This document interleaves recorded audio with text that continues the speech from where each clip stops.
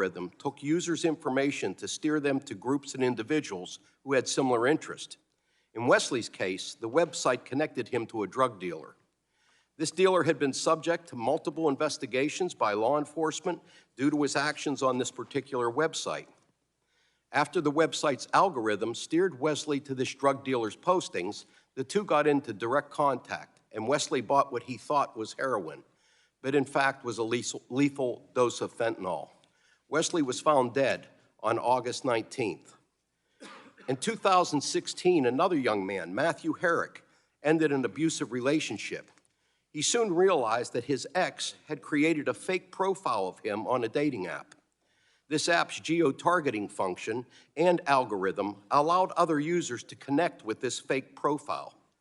Through this app, Matthew's ex sent men to Matthew's home and work with the expectation that they would be fulfilling his rape fantasy.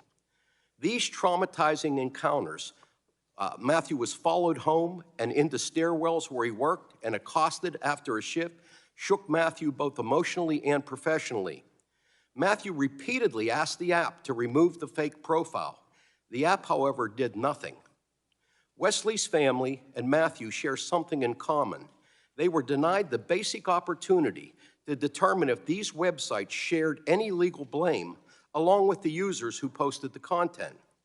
The question of whether the platform should be held liable, the companies that developed the algorithms, gathered the data, and profited off the users, was precluded by Section 230. They might not have won, but they never even had a chance to get their case tried. These are just two instances of Section 230 locking the courthouse doors to people with real-world injuries caused by online actions. Since I have chaired this subcommittee, we have held multiple hearings on this issue. We've heard from CEOs of the largest tech platforms, we've heard from small platforms, we've heard from experts, and we've heard from those most affected by these behaviors. And these oversight activities didn't start with me, though. Republicans have been investigating this issue as well. They have a number of discussion drafts and bills they have introduced. Many of those ideas are worth exploring. The concept of not providing immunity for platforms' algorithms, for example, are in both the Justice Against Malicious Algorithms Act that I've introduced and Mrs. McNorris-Rogers' discussion draft. There's a bipartisan desire to reform the court's interpretation of Section 230, and the American public wants to see us get things done. I urge all my colleagues, Republican and Democratic, to bring their ideas forward now, and let's work together on bipartisan legislation, because we can't continue to wait. The largest tech companies would like nothing more than for Congress to fight amongst itself while nothing happens. And they welcome those complaining about process, claiming that Congress doesn't understand or saying that this would break the internet, because these platforms don't want to be held accountable. The users suffering harm deserve better from us, and we will act. But for the pandemic, we would have some of these victims with us in the room today. And while they cannot be here in person, the family of Wesley is watching today. Matthew Herrick is watching today. And the advocates for children and marginalized groups and victims' rights are watching today. To start today, we will hear from experts about the harms we are seeing online. And our second expert panel will focus on proposals to reform Section 230. And in a little over a week, Chairwoman Schakowsky will continue this series in her subcommittee, reviewing legislation that can bring additional transparency and accountability for the problems we consider today. I want to thank all our panelists for joining us, and I look forward to their testimony. And with that, I yield the remainder of my time to Congresswoman Eshoo. Thank you, Mr. Chairman, for yielding to me. By way of background, I was on the conference committee for the 1996 Telecom Act, and I continue to strongly believe in Section 230's core benefit, which is to protect user speech. But algorithms select what content will appear, personalized for each user. The platform is then more than just a conduit, transferring one user's speech to others. Platforms should not be immune from courts examining if algorithmic amplification causes harms. And that's the core idea of the two bills I've co-led.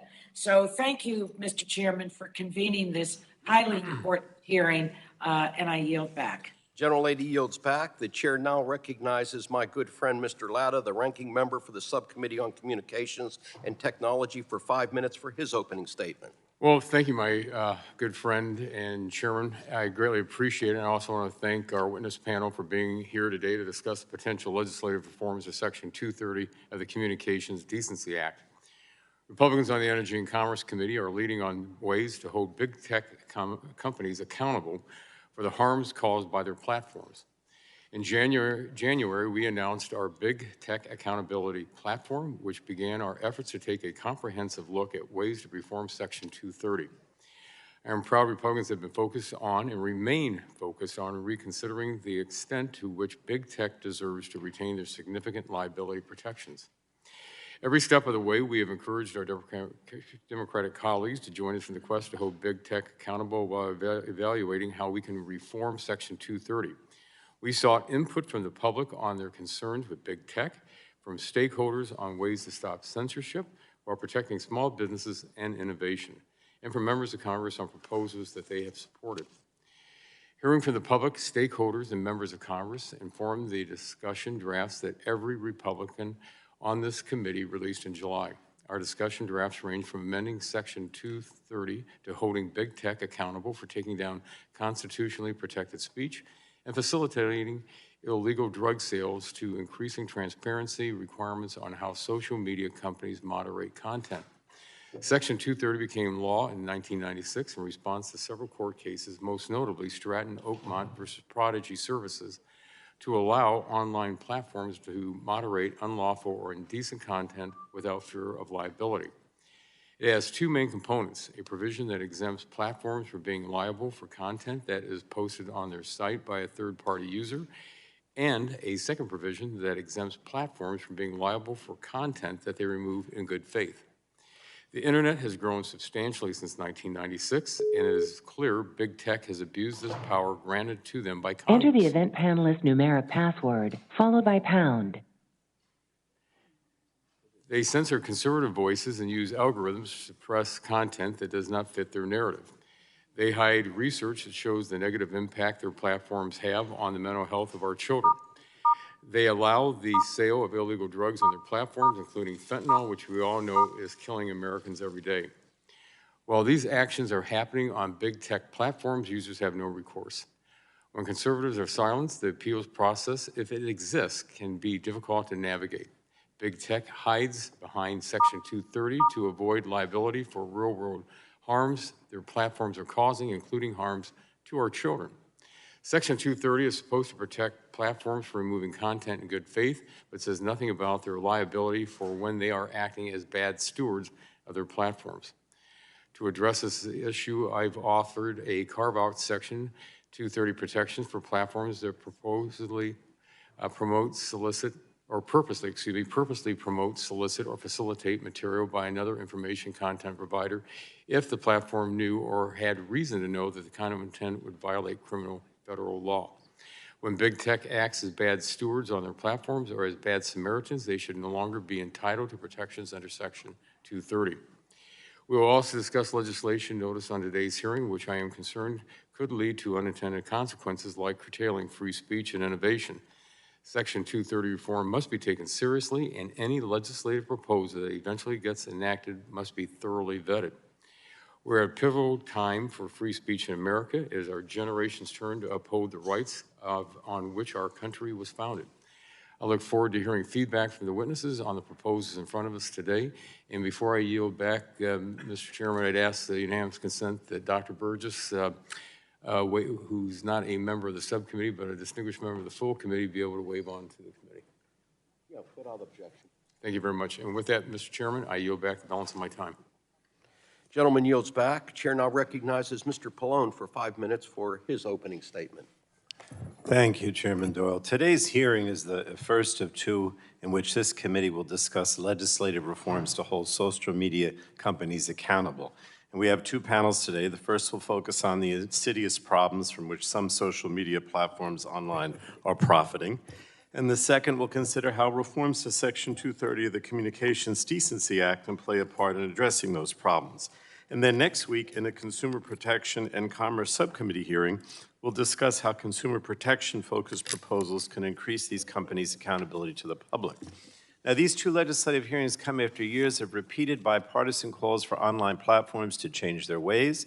Since 2018, we've held 6 hearings examining tech platforms' accountability, and our members have sent countless letters. The most prominent online platforms have repeatedly feigned ignorance before this committee, but our suspicions, unfortunately, have been repeatedly confirmed, the latest coming from former Facebook employee Frances Haugen. We learned how the platforms downplayed research that teen girls were especially vulnerable and suffering online. We've learned how executives knew their algorithms amplify harmful and divisive content and rejected proposals to fix the issue. We've seen a pattern of platforms highlighting COVID-19 and misinformation, conspiracy theories, and divisiveness. We've learned that during a civil rights audit, one platform failed to disclose that its algorithms disproportionately harm minority groups. For years now, these platforms have acted above the law and outside the reach of regulators and the public, and it's a time for change, in my opinion. The legal protections provided by Section 230 of the Communications Decency Act have played a role in that lack of accountability by stopping victims from having their cases heard. In one recently filed suit, a video chatting platform that is commonly used to engage in online sex between users paired a young girl with a middle-aged man. He convinced her to send nude photos and videos of herself, including by blackmailing her. This man forced her to engage in sexual performances for himself and his friends, and even to recruit others. And based on court precedent, Section 230 may very well threaten justice for this young girl. And I hope it does not, because the platform was responsible for pairing the young girl with the middle-aged man. Now, judges and a whole host of diverse interests, including many of our witnesses, have suggested that courts may have interpreted Section 230 more broadly than Congress intended and have urged reform. To be clear, Section 230 is critically important to promoting a vibrant and free internet, but I agree with those who suggest the courts have allowed it to stray too far. Judge Katzmann, the late Chief Judge of the Second Circuit, brought some clarity to this issue in his dissent in Force versus Facebook. He stated that Section 230 does not and should not bar relief when a plaintiff brings a claim that is based not on the content of the information shown, but rather on the connections that platforms' algorithms make between individuals. Of course, that was not the court's ruling in that case, and a challenge for us is to clarify the statute, if the courts don't, while ensuring that we balance the statute's good against the pain it inflicts. So today we'll consider 4 proposals that would amend or clarify Section 230 to protect users while promoting open and free online dialogue. These bills do not impose liability on the platforms and do not directly restrict the content that platforms make available.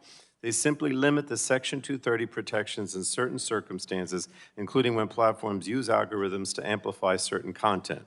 And these targeted proposals for reform are intended to balance the benefits of vibrant, free expression online while ensuring that platforms cannot hide behind Section 230 when their business practices meaningfully contribute to real harm. Now, I have to say I'm disappointed that my Republican colleagues chose not to introduce the discussion drafts they released in July so that they could be included in today's hearing. In order to actually pass legislation that will begin to hold these platforms accountable, we must work together, and I urge my colleagues not to close the door on bipartisanship for an issue that is so critical. Because after all, I believe there is more that unites us than divides us on clarifying Section 230. For example, Ranking Member Rogers' discussion draft includes a provision similar to my Justice Against Malicious Algorithms Act, in that her proposal would clarify that Section 230 immunity does not apply to algorithmic recommendations. While the proposals aren't identical, this is a place for us to start what I hope could be bipartisan work. I just wanted to say one more thing, Mr. Chairman. You know, the real problem I see is that Big tech's primary focus is to make money. And I know we have a market economy, and that's always a company's primary purpose. But they give the impression to the public that they care about content, values, and have a social purpose, that somehow they care about consumers or the First Amendment, and they have some value to the consumer or to the public. And I hope that continues to be true. But if it is, then they should be held accountable to achieve these goals. You can't go out and say, I'm not primarily focused on making money, I want to help people, but then not be accountable for these bad actions. So I just wanted to mention that. Thank you, Mr. Chairman. Gentleman yields back. Chair now recognizes Mrs. Rogers for 5 minutes for her opening statement. Thank you, Mr. Chairman. Good morning. Big tech companies have not been good stewards of their platforms. I've been pretty clear with all the CEOs. Big tech has broken my trust. Big tech has failed to uphold the fundamental American principle, free speech and expression. Big tech platforms like Twitter and Facebook used to provide a promising platform for free speech and robust debates, but they no longer operate as public squares. They do not promote the battle of ideas. They actively work against it. They shut down free speech and censor any viewpoint that does not fit their liberal ideology. And big tech has exploited and harmed our children. In our March hearing with the CEOs, I asked the big tech companies why they deserve liability protections Congress provided for them more than 20 years ago. Unfortunately, their behavior has not improved, and we only have more examples of them being poor stewards of their platforms. Big tech has abused its power by defining what is true, what we should believe, what we should think, and controlling what we need. It's wrong. Destroying free speech is what happens in authoritarian countries behind the great Chinese firewall. Here in America, we believe in we believe in dialogue. We believe in the battle of ideas. We defend the battle of ideas, and we used to fight to protect our fundamental principles. Rather than censor and silence speech, the answer should be more speech. That's the American way. Big tech should not be the arbiters of truth. Not for me, my community, our children, or any American. Today, we should be focused on solutions that hold big tech accountable for how they censor, allow and promote illegal content, and knowingly endanger our children. It's wrong for anyone to use this opportunity to push for more censorship, more power, and more control over what they determine Americans should say, post, think, and do, which is why I'm deeply troubled by the path before us. It's calling for more censorship. One of the bills before us today, the Justice Against Malicious Algorithms Act, is a thinly veiled attempt to pressure companies to censor more speech. The proposal will put companies on the hook for any content an algorithm amplifies or recommends that contributes to, quote, severe emotional injury of any person. How does the bill define severe emotional injury? It doesn't. Clearly, companies will have to decide between leaving up content that may offend someone or fight it in court or censor content that reaches a user. Which do you think that they will choose? And there's no doubt who they will silence. Content that does not line up with their liberal ideology. While the Section 230 bill before us today pushes for more censorship, we believe Republicans are fighting for free speech. In January, we rolled out our Big Tech Accountability Platform that made clear we will protect free speech and robust debates on big tech platforms. And we've been working hard since then. Today, we will discuss a number of proposals that reform Section 230. My proposal, which I'm leading along with my good friend, Congressman Jim Jordan, narrowly amends Section 230 to protect free speech. Small businesses and startups will not be impacted by our bill. We remove the largest big tech companies from existing 230 protections and put them under their own set of rules.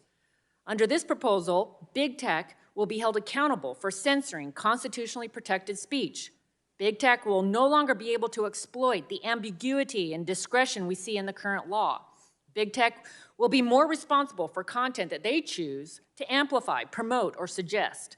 Big tech will be forced to be transparent about their content decisions, and conservatives will be empowered to challenge big tech's censorship decisions.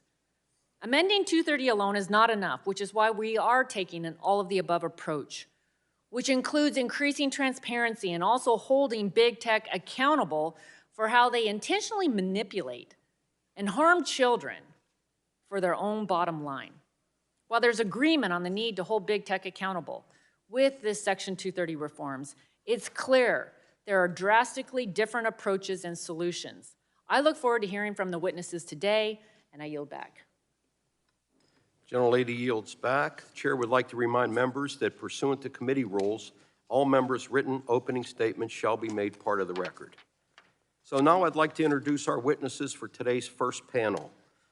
Ms. Frances Haugen, former Facebook employee, Mr. James Steyer, founder and CEO of Common Sense Media, Ms. Kara Frederick, research fellow in technology policy, Heritage Foundation, and Mr. Rashad Robinson, president of the Color of Change. We want to thank our witnesses for joining us today. We look forward to your testimony. I do understand that we will lose Mr. Steyer for about 10 minutes at 11:30, so I would encourage members to be conscious of that. I understand he will be back at 11:40, and of course, members may always submit questions for the record. At this time, the chair will recognize each witness for 5 minutes to provide their opening statement.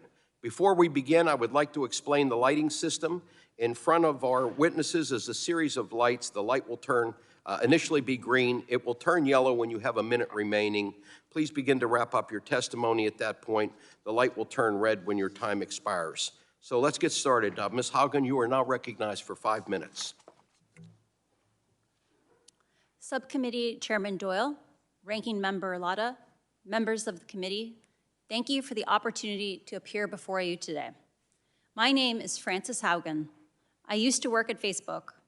I joined the company because I believe Facebook has the potential to bring out the best in us. But I'm here today because I believe that Facebook's products harm children, stoke division in our communities, threaten our democracy, weaken our national security, and much more. Facebook is a company that is paid for its immense profits with our safety and security. I am honored to be here today to share what I know, and I'm grateful for the level of scrutiny these issues are getting. I hope we can stay focused on the real harms to real people rather than talk in abstractions. This is about the teenagers whose mental health is undermined by Instagram, and it is about their parents and teachers who are struggling to deal with the consequences of that harm. It is about the doctors and nurses who have to cope with conspiracies about COVID-19 and vaccines. It is about people who have suffered harassment online. It is about families at home and around the world who live in places where hate, fear, and conflict have been ratcheted up to a fever pitch as a result of online radicalization. Facebook may not be the cause of all these problems, but the company has unquestionably made them worse. Facebook knows what is happening on the platform, and they have systematically underinvested in fighting those harms. They know they do far too little about it. In fact, they have incentives for it to be this way, and that is what has to change. Facebook will not change until the incentives change. The company's leadership knows how to make Facebook and Instagram safer, but they repeatedly chose to ignore these options and continue to put their profits before people. They can change the name of the company, but unless they change the products, they will continue to damage the health and safety of our communities and threaten the integrity of our democracies. There have been many others sounding the same alarm. This committee has heard from many experts in recent years. They have done the painstaking work of documenting these harms and have been repeatedly gaslit by Facebook about what they found. My disclosures back up their findings. We have long known that Facebook's business model is problematic. Now we have the evidence to prove it. The documents I have shared with Congress speak for themselves. What I have to say about these documents is grounded in far more than my experience at Facebook. I have worked as a product manager at large tech companies since 2006, including Google, Pinterest, Yelp, and Facebook. My job has largely focused on algorithmic products like Google+ Search and recommendation systems like the one that powers Facebook Newsfeed. I know my way around these products, and I have watched them evolve over the many years. Working at 4 major tech companies that operate different types of social networks has given me the perspective to compare and contrast how each company approaches and deals with different challenges. The choices being made by Facebook's leadership are a huge problem for our children, for our communities, and for our democracy. That's why I came forward. And let's be clear, it doesn't have to be this way. They can make different choices. We are here today because of deliberate choices Facebook has made. During my time at the company, first working as the lead product manager for civic misinformation and later on counter-espionage, I saw that Facebook repeatedly encountered conflicts between its own profits and our safety. Management consistently resolved those conflicts in favor of its own profits. I want to be extremely clear. This is not about good ideas or bad ideas, or good people and bad people. Facebook has hidden from you the countless ways to make the platform itself safer so you don't, that don't require anyone to pick and choose what ideas are good. But Facebook hid these options from you because the status quo made them more money. We're having a conflict over things that we could solve in other ways that don't compromise speech. Facebook wants you to have analysis paralysis, to get stuck in false choices and not act here. Facebook does not have safety by design, and it chooses every day to run the system hot because it maximizes their profit. The result is a system that amplifies division, extremism, and polarization. Facebook is running the show whether we know it or not. Facebook's choices have led to disastrous ends in too many cases. Facebook's amplification promotes violence that harms and even kills people. In other cases, Facebook's profit-optimizing machine is generating self-harm and self-hate, especially for vulnerable groups like teenage girls, the socially isolated, and the recently widowed. No one is held accountable. These problems have been confirmed repeatedly by Facebook's own internal research, secrets that do not see the light of day. This is not simply a matter of some social media users being angry or unstable. Facebook has made a $1 trillion company by paying for its profits with our safety, including the safety of our children, and that is unacceptable. This committee's attention, this Congress's action are critical. The public deserves further investigation and action to protect customers on several fronts. First, given that platforms like Facebook have become the new cybersecurity attack surface on the United States, our national security demands more oversight. Second, we should be concerned about how Facebook's products are used to influence vulnerable populations. Third, we must correct the broken incentive system that perpetuates consistent misalignment between Facebook's decisions. Ms. Haugen, you need to wrap up your statement. Okay. I'll skip forward. As you consider reforms to Section 230, I encourage you to move forward with your eyes open to the consequences of reform. Congress has instituted carve-outs of Section 230 in recent years. I encourage you to talk to human rights advocates who can help provide context on how the last reform of 230 had dramatic impacts on the safety of some of the most vulnerable people in our society, but has been rarely used for its original purpose.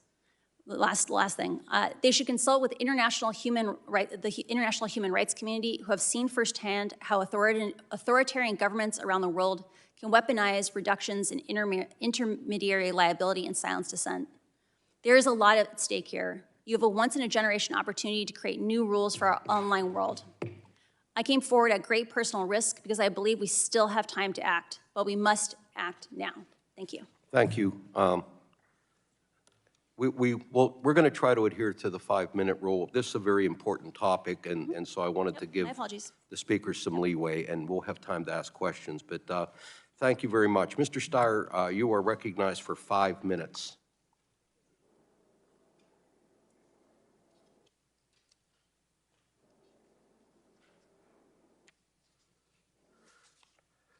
Do we have Mr. Steyer remotely? Please, thank you very much. There we go. Chairman, hey, there you go. Thank you very much, Chairman Pallone, Chairman Doyle, Ranking Member Rogers, and Ranking Member Latta, and all the distinguished subcommittee members. This is really a privilege and an honor to testify in front of you today. I am James P. Steyer. I'm the founder and CEO of Common Sense Media, the nation's leading children's media and nonpartisan advocacy organization. As many of you know, we have well over 100 million unique users, over 110,000 member schools, definitely in all of your districts. And we are a nonpartisan, powerful voice for kids and families here in this country. And the fact that you're having this hearing is actually remarkable and important. The other thing I would say is I'm the father of 4 kids, so I've lived through, over the past 20 years, the evolution of this extraordinary tech society that we've all lived through. And over the last nearly 2 years, the pandemic, where my kids have been going to school online and in distance learning. So as a parent, I see these issues. And I'd also mention, because I know the First Amendment will come up, that I've been a professor at Stanford for over 30 years teaching First Amendment law. So I'd be happy to speak to some of those issues as well as they intersect with some of the 230 issues. 10 years ago, I wrote a book called Talking Back to Facebook. The heads of the company at that point that Ms. Haugen just spoke about literally threatened to block the publication of the book. Part of the reason was there was a chapter in there about girls' and boys' body image and the impact of social media platforms on body image. And obviously, 10 years ago, the heads of that company, who I have met with repeatedly, knew that there were issues. And so when Frances Haugen came forward recently to talk about additional research that they know, it merely just shows you that not just Facebook, but all of the major tech companies are aware of the impact of their platforms on our society. The key is we are now at a watershed moment. And you have mentioned this in your opening statements, but it is true.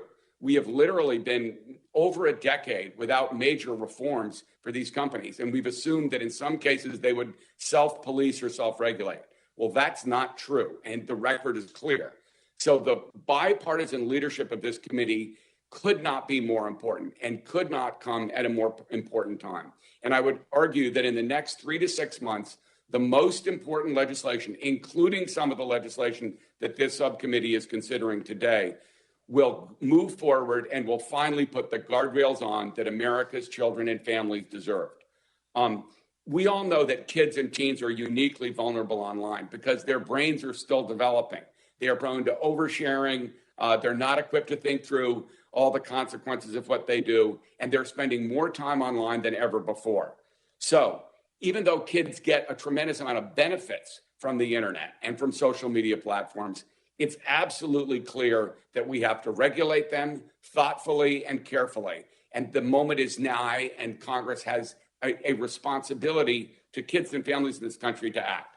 My written testimony will give you more examples, but just a handful of details that I think we should all remember when we think about the impact of social media platforms on kids and families, and therefore the relevance of Section 230 and other laws. First, platforms drag kids down rabbit holes. They have led to issues like eating disorders, body dysmorphia, suicide ideation, and more. We could tell you stories, as some of our opening statements, as some of you've done your opening statements, of individual kids who've committed suicide or gone through extraordinary challenges as a result of these platforms and their harmful content.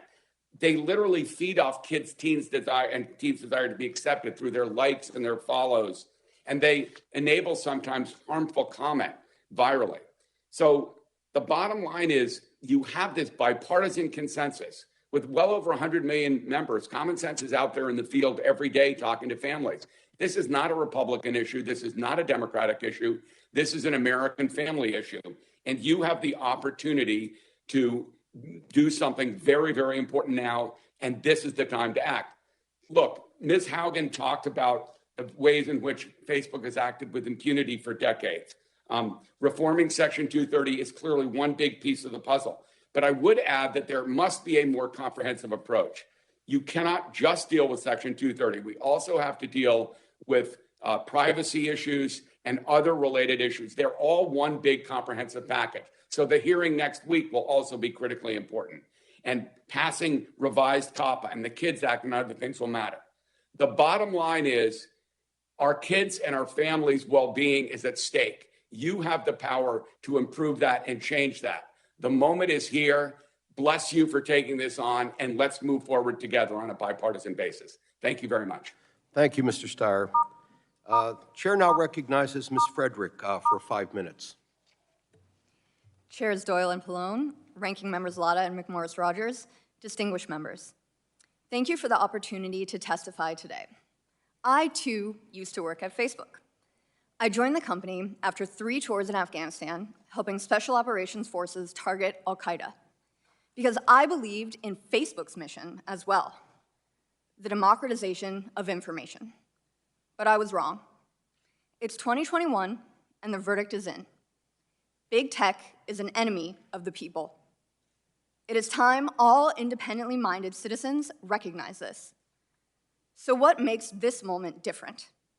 Traditional gatekeepers of information, corporate media, the academy, various organs of the culture are captured by the left.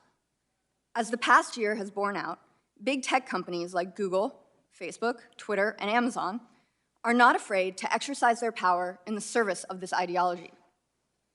Big tech companies, they tell us not to believe our lying eyes, that viewpoint censorship is all in our heads. Tell that to the Gold Star mom who criticized Biden's Afghanistan withdrawal and was deleted by Facebook after the death of her son, a U.S. Marine. Tell that to Allie Beth Stuckey, who had the temerity to say that biological men should not compete in women's sports before being suspended by Twitter. Tell that to Clarence Thomas, whose documentary on Amazon was deleted without explanation. Beyond these examples, which are legion, the confluence of evidence is irrefutable. Twitter and Facebook censor Republican members of Congress at a rate of 53-1 compared to Democrats. Twitter suspends conservatives 21 times more often than liberals. Facebook created 2 internal tools in the aftermath of Trump's 2016 victory that suppress right-wing content, media traffic, and reach on its platform. Google stifled conservative-leaning outlets like the Daily Caller, Breitbart, and The Federalist during the 2020 election season, with Breitbart's search visibility shrinking by 99% compared to the 2016 election cycle. Apple dumped the conservative-friendly Parler app as it sat atop its App Store. Google and Amazon Web Services did so as well. And these practices have distinct political effects. The Media Research Center found in 2020 that 1 in 6 Biden voters claimed they would have modified their vote had they been aware of information that was actively suppressed by tech companies. 52% of Americans believe social media suppression of the Hunter Biden laptop story constituted election interference.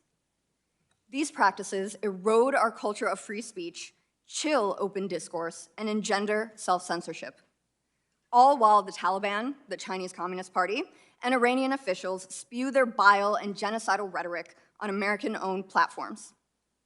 Big tech is also working hand in glove with the government to do its bidding. Jen Psaki admitted from the White House podium that the government is communicating with Facebook to single out accounts and posts for censorship. And that's just what she admitted out loud. The outlook is grim. A lack of accountability and the sweeping immunity conferred on big tech by broad interpretations of Section 230 has emboldened these companies to abuse their concentrations of power, constrict the digital lives of those who express specific political views, and sharpen digital surveillance on ordinary Americans. Just look at Apple's now paused plans to scan the content directly on your personal device, starting with iPhotos. Put simply, big tech companies are not afraid of the American people, and they're not afraid of meaningful checks on their abuse of power, and it shows. Yet we should be wary of calls to further suppress content based on politically expedient definitions of misinformation. Clearly, this definition is in the eye of the beholder. The Wuhan lab leak theory comes to mind. So let the whistleblower docs speak for themselves. Holding big tech accountable should result in less censorship, not more. In fact, the First Amendment should be the standard from which all Section 230 reforms flow. Despite what the new Twitter CEO might think, American lawmakers have a duty to protect and defend the rights given to us by God and enshrined in our Constitution by the founders. Rights that specific tech companies, in conjunction with the government, are actively and deliberately eroding. The argument that private companies do not bear free speech responsibilities ignores overt collaboration between the government and big tech companies working together to stifle free expression. Most importantly, Section 230 reform is not a silver bullet. We have to look outside of DC for answers. States, civil societies, and tech founders all have a role to play here. We cannot let tech totalitarians shape a digital world where one set of thinkers are second-class citizens. The window of opportunity to do something is closing. Thank you, Ms. Frederick. Chair now recognizes Mr. Robinson for 5 minutes. Chair Pallone, Chair Doyle, Ranking Member McMorris Rogers, Ranking Member Latta, thank you for having me here today.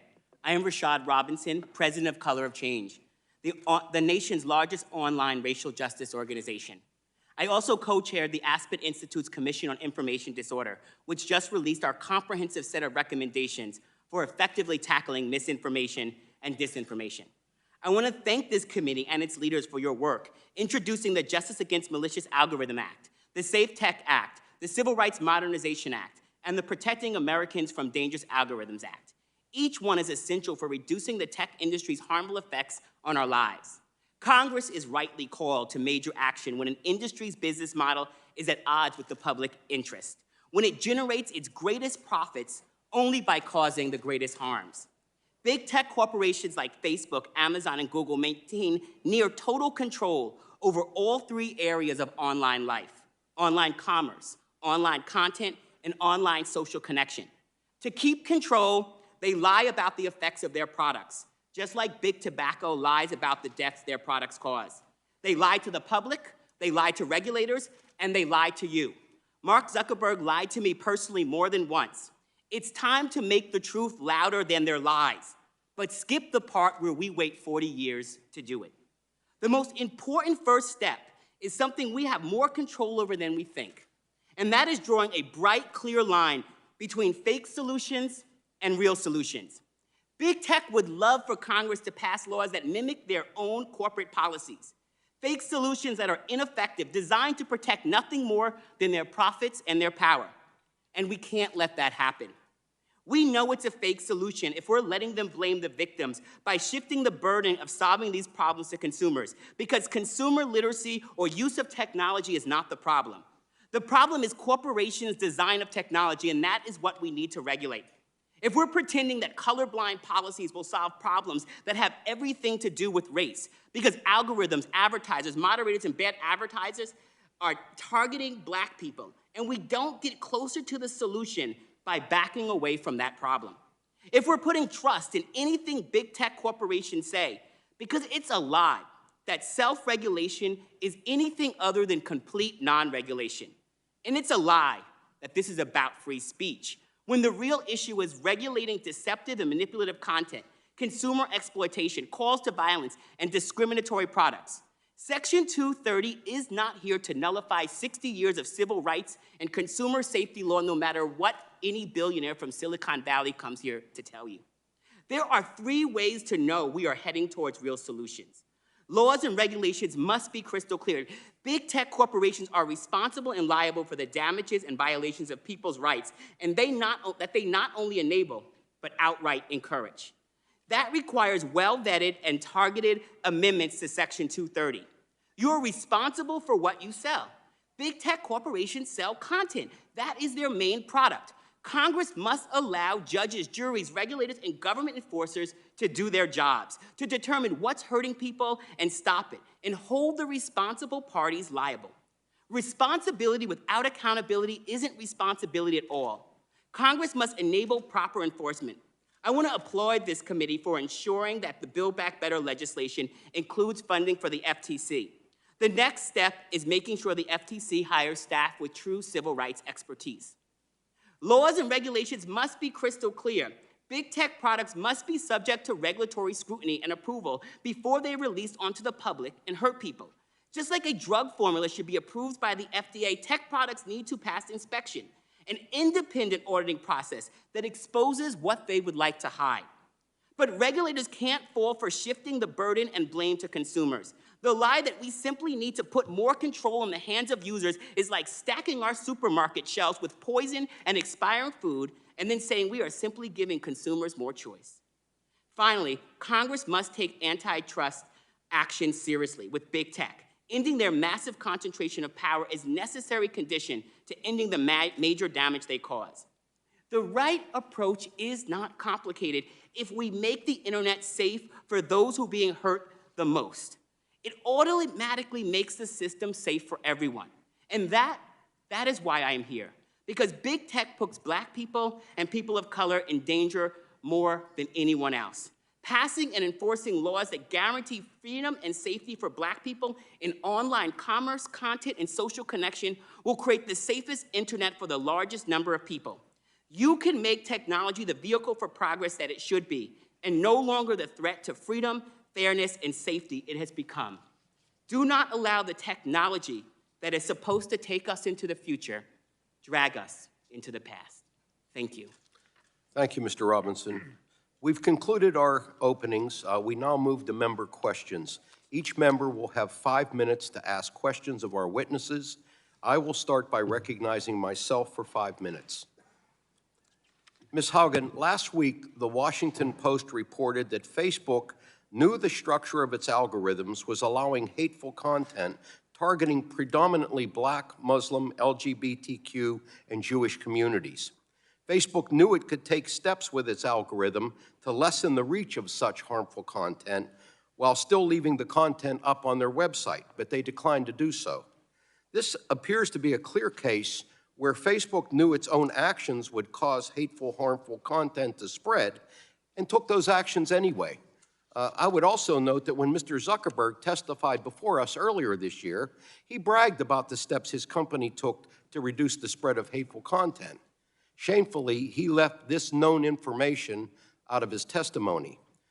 Ms. Haugen, setting law aside, do you think Facebook has a moral duty to reduce this type of content on its platform, and do you believe they've lived up to that moral duty?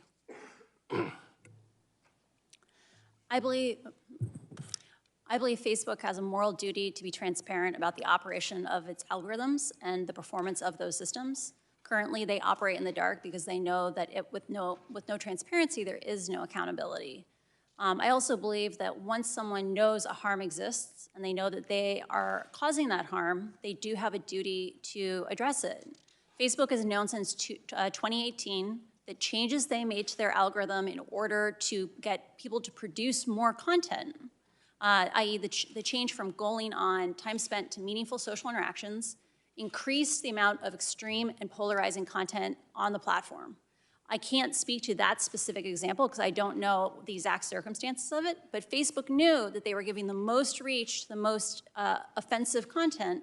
And I want to give you a very specific example on those. Let's imagine you encountered a piece of content that was actively defaming a group that you belong to. It could be Christians, it could be Muslims, it could be anyone. If that post causes controversy in the comments, it will get blasted out to those people's friends even if they didn't follow that group. And so the most offensive content, the most extreme content gets the most distribution. Yeah. Turning to Instagram, which is owned by Facebook, can you tell the committee in plain words how teen girls are being harmed by the content they see on that platform and how decisions of Instagram led to this harm? Facebook's internal research states that not only is Instagram dangerous for teenagers, it's actually substantially more dangerous than other social media platforms because TikTok is about performance and doing things with your friends. Snapchat is largely about augmented reality and faces, but Instagram is about bodies and social comparison. Teenagers are very vulnerable to social comparison. They're going through a phase of their lives where there's a lot of things changing. And what Facebook's own research says is that when kids fall down these rabbit holes, when the algorithm finds, like you start from something like healthy eating, and it pushes you towards anorexia content, you have the perfect storm where kids are put in vulnerable environments and then given the most extreme content. Yeah. Mr. Robinson, it's disappointing, if not surprising, to hear the lack of action on the part of Facebook after your negotiations with Mr. Zuckerberg. And I share your concern, which you discussed in your testimony, that highlights how not just the advertisers, but the platforms themselves can perpetuate discrimination. Can you discuss how you think targeted amendments to Section 230 can address some of the actions of the big platforms?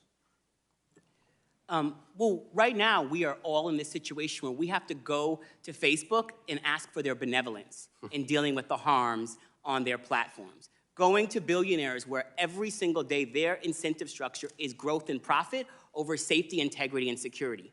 And so we've done this before with other industries. Congress has done this before in this country with other industries, where we create rules that actually hold them accountable. And right now, whether it is their product design on what they recommend and what they lead you to, or it is in the paid advertisement and content, Facebook is completely not accountable.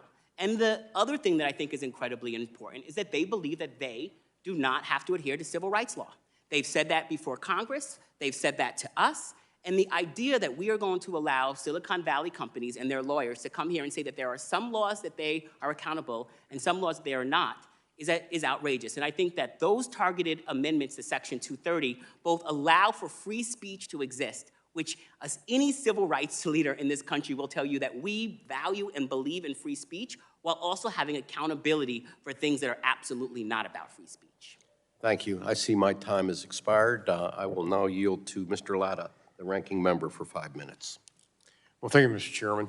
And Ms. Haugen, I can start my questioning with you. The documents you brought forward from your time at Facebook show that Facebook has intentionally misled the public about the research they have conducted about the impacts of their platforms, including the mental health of children. We've heard from the big tech companies, including Facebook, talk to us about how amending Section 230 will cause them to leave content up or take content down, depending on who they are speaking to. You spoke in your testimony about how Facebook puts its profits over people. If that is the case, how do you think Facebook would adapt to Section 230 reform, where they would be held liable for certain content on its platform? Facebook has tried to reduce this discussion to the idea of, are we taking down enough content, are we leaving up too much content, that kind of thing. When in reality, they have lots and lots of ways to make the platform safer, product choices designed in the algorithm where it's not about picking good or bad ideas, it's about making sure that the most extreme polarizing ideas don't get the most reach.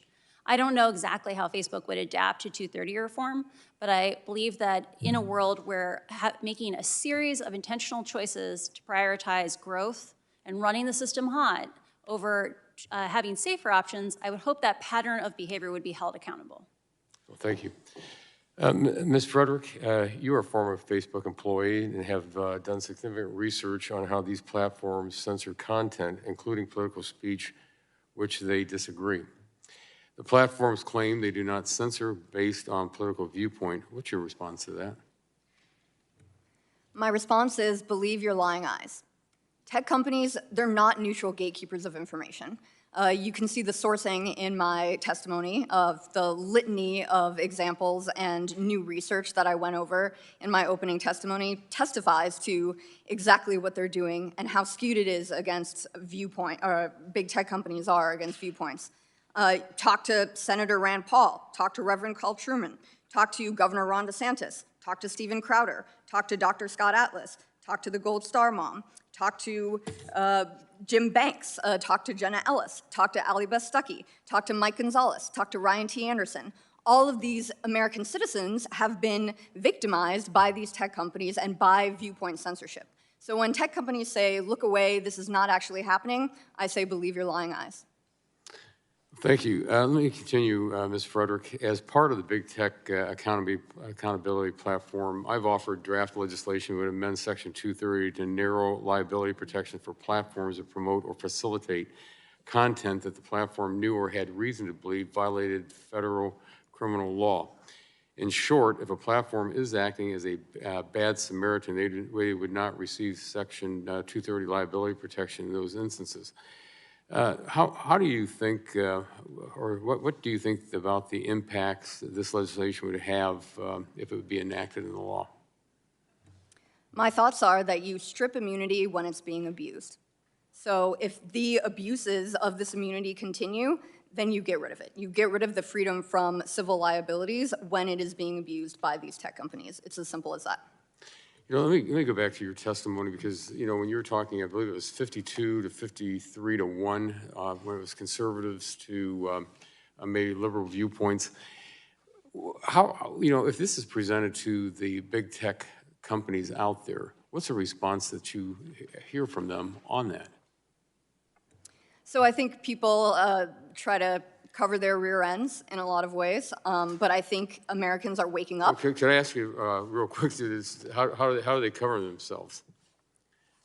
I'm sorry? How are they covering themselves? By saying that we don't do this, by employing an army of lobbyists in DC that say we don't do this, that it's all in your head, by denying reality and what people who use these platforms actually see happening for the suppression of political viewpoints. There's a high level of tech company apologists who come into these doors, sit at these daises and say, this is not happening, don't believe it, but we have the concrete information to say that, yes, this is actually happening. You have the Media Research Center, which is acting as a lion in this regard to actually get the numbers and make sure that these viewpoint censorship instances are quantified. A lot of people, especially independent research organizations, partisan research organizations, don't want to see that actually happen and that information get out there, so they smear the source. But now I think there's stuff leaking through the cracks, and this is going to eventually get bigger and bigger and become a more prodigious movement, and we need to ensure and support the sources that actually do that. Well, thank you very much, Mr. Chairman. My time's expired, and I yield back. Gentleman yields back. Chair now recognizes Mr. Pallone, the full committee chairman, for 5 minutes to ask questions. Thank you, Chairman Doyle. In our March hearing, I asked Mark Zuckerberg about whether he was aware of the company's internal research showing that his company's algorithms were recommending that its users join fringe extremist groups in Europe and here in large numbers. And reporting from the Wall Street Journal indicated that Mr. Zuckerberg failed to fully implement corrective measures his employees pushed for internally because it could have undermined advertising revenue. Back to profit again. So, Ms. Haugen, this seems like a pattern of behavior. So in your view, what are the most compelling examples of the company ignoring threats to users in the name of profits? Facebook has known since 2018 that the choices that they made around the design of the newsfeed algorithm were, while increasing the amount of content consumed, increasing the length of sessions, that it was providing hyper-amplification for the worst ideas. I'll give you an example. Groups, like most people think Facebook is about your family and friends. Facebook has pushed people more and more aggressively towards large groups because it lengthens your session, right?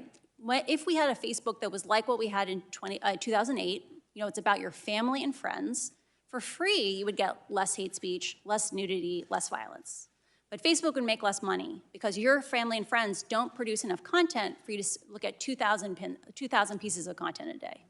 Facebook has implemented policies like if you are invited to a group, even if you don't accept it, you will begin to receive content from that group for 30 days. And if you engage with any of it, it'll be considered a follow. In a world where the algorithms pick the most extreme content from these mega groups and distribute it, that kind of behavior directly is Facebook promoting their profits over our safety. That light went back on. The internet and social media platforms have made it easier for civil rights groups and racial justice groups like Color of Change to organize around vitally important issues. However, you firmly demonstrated in your testimony how the current practices of these platforms have harmed Black and marginalized communities. So my question is, as we work to refine the proposals before us, can you describe how my bill, the Justice Against Malicious Algorithms Act, will help protect Black and marginalized voices online? Great. Well, first of all, you have a bill. So thank you, because I think that has been incredibly important, is moving towards action. But your bill removes liability for content information provided through personalized algorithms, or algorithms that are specifically tailored to specific individuals. And that essentially has been sort of one of the problems. It's doing something that, we can't wait. We've seen Facebook allow advertisers to exclude Black people from housing, exclude women from jobs, creating these sort of personalized algorithms that give people experiences that actually take us outside of hard-won and hard-fought victories we've had around laws, dragging us from the 21st century back to the 1950s. And your bill, as well as other pieces of legislation that are before this committee, hold these institutions accountable to not be immune to a whole set of laws and standards that every single other business in this country has to adhere to. Thank you. Let me ask you another question. Some defenders of Section 230 say that changes to the law will result in a deluge of frivolous lawsuits against platforms, big and small. So I wanted to ask you, would reforming Section 230, in your opinion, even if that results in increased lawsuits, hurt or harm marginalized communities and smaller or nonprofit websites that do good work? Giving everyday people access and opportunity to hold big institutions accountable is part of this country's fabric, being able to give people the opportunity to raise their voices and push back. And right now, what we have is big companies, huge multinational companies. Facebook has nearly 3 billion users. That is more followers than Christianity. And for us to say that we shouldn't be able to hold them accountable, that we shouldn't be able to push back against them, is an outrageous statement. And so, yes, there will be more lawsuits. There will be more accountability. But that means that there will hopefully be changes to the structures and the way that they do business. Just like the toys you will be giving to the children in your family this holiday season have to be accountable before they get to the shelves because of lawsuits, because of accountability. We need these companies to be accountable. And so there will be a trade-off. but as someone who's gone back and forth in the room with Mark Zuckerberg, with Jack, with Sheryl Sandberg, and all of these people have tried for years to get them to actually not only move new policies to be more accountable, but then to actually implement them and enforce them, we cannot allow them to continue to self-regulate themselves. Thank you. Thank you, Mr. Chairman. Gentleman yields back. Chair now recognizes Mrs. Rogers, full committee ranking member, for 5 minutes to ask questions. Thank you, Mr. Chairman.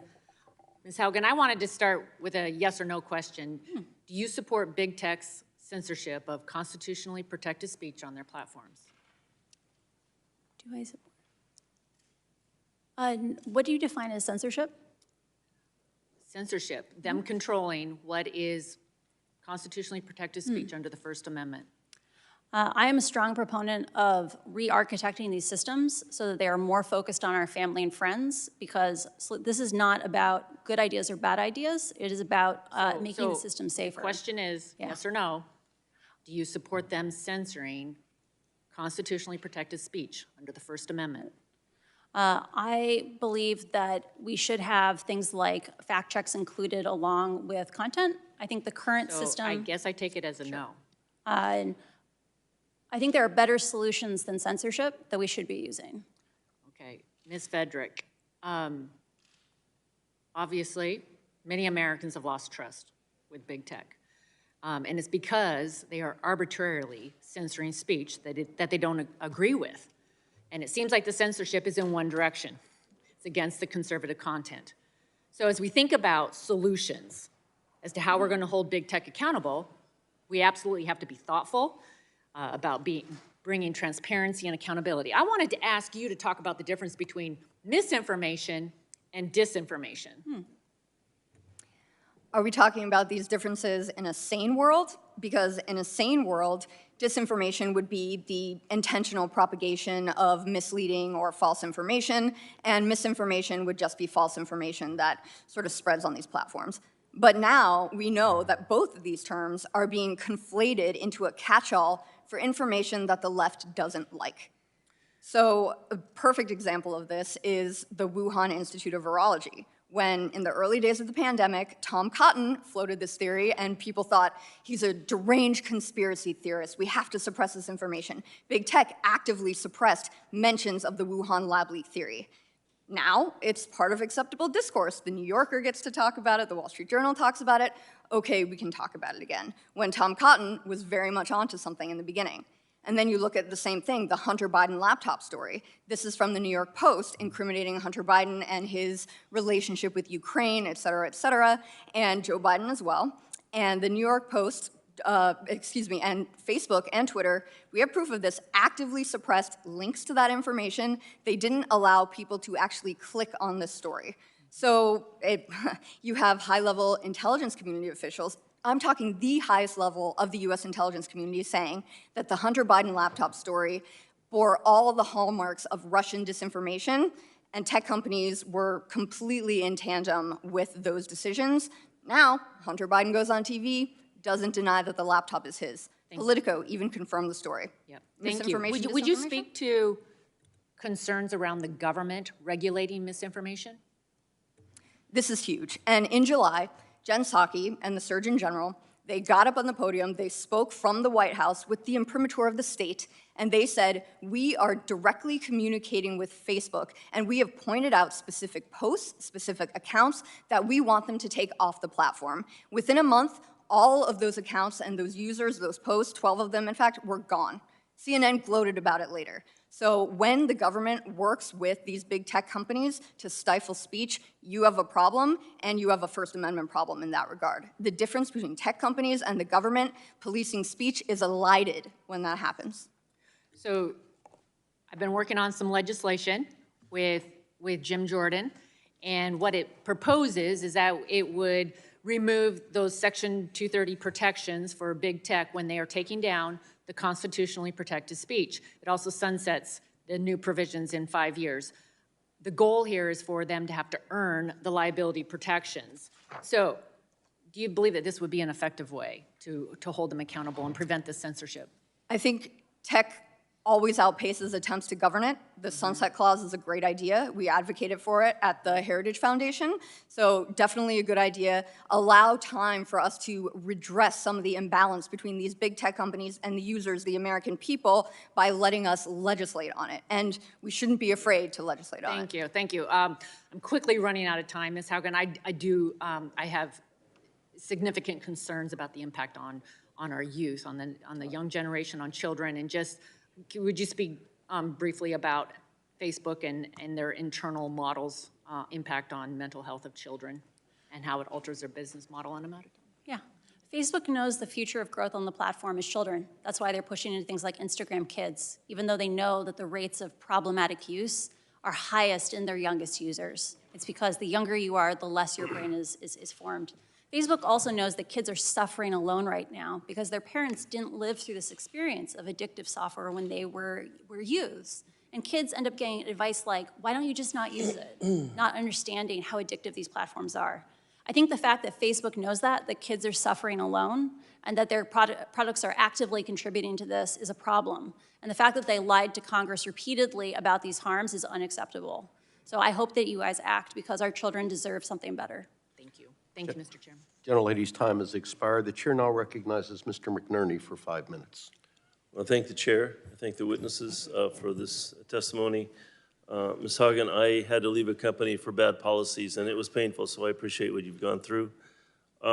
You've discussed a 2018 change, and this has been discussed already in this committee, the company made to its algorithms to favor meaningful social interactions, also known as MSIs.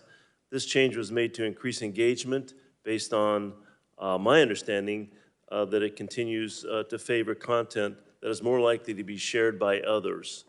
The problem is that Facebook research found that MSI rewarded provocative and negative content of low quality and promoted spread of divisive content. Facebook executives rejected changes suggested by employees that would have countered this. So how difficult is it for Facebook to change its algorithms to lessen the impact of that? Facebook knows that individual factors within meaningful social interactions, and I want to be clear, hate speech and bullying is considered meaningful as a social interaction in most languages in the world. Sure. And Facebook knows that there are individual terms within that algorithm that if you remove them, you instantly get substantially less misinformation, substantially less nudity. And Facebook has intentionally chosen not to remove those factors because it would decrease their profits. So yes, they could do a change tomorrow that would give us 25% less misinformation. So that was going to be my next question is why wouldn't they do that? But it's obviously because they want to. Actually, I want a slight tweak. They claim they did it because they wanted people to engage more, that they wanted it to be more meaningful. But when they checked 6 months later, people said their home feeds or their news feeds were less meaningful. And I want it on the record, they didn't do this because they wanted us to engage. They did it because it made us produce more content. That the only thing they found that could get us to produce more things was giving us more little hits of dopamine in the form of likes, comments, and reshares. So are there other problematic design choices the company is making today that would increase profits and increase proliferation of harmful content? Facebook knows that people who are suffering from extreme loneliness, isolation, are often the ones that form very intense habits involving usage. We're talking about thousands of pieces of content per day. You could imagine simple things that said, are you going down a rabbit hole? Are you spending 10 hours a day on the system? Often when people get depressed or experience other things, they self-soothe. Like we see this with children all the time. Facebook could acknowledge this pattern and put a little bit of friction in to decrease these kinds of things, and it would help the most vulnerable users on the platform, but it would decrease their profits. Thank you. Mr. Robinson, your stark testimony details the harm the lack of tech platform accountability has had on marginalized communities, such as some of my communities. In your testimony, you state that Facebook is not just a tool of discrimination by businesses, but Facebook's own algorithms are drivers of this discrimination. Can you talk more about how the algorithms created and implemented by the platform, including Facebook, leads to discrimination? Absolutely. Well, you know, Facebook's algorithms, especially the personalized algorithms, allow for a whole set of ways that people are excluded from opportunities or over-included in opportunities and over-included and over-recommended into sharing, leading people down sort of deep rabbit holes or cutting people off from housing opportunities, job opportunities, and everything else. And they've said, you know, I remember a conversation where we were trying to deal with housing and job employment discrimination on their platform. There was a lawsuit against Facebook that they eventually settled, but never took all the way to the courts because they essentially want to be able to keep 230 protections in place. And the back and forth with Sheryl Sandberg and Mark Zuckerberg about both of those cases, they said to us deeply, we care about civil rights.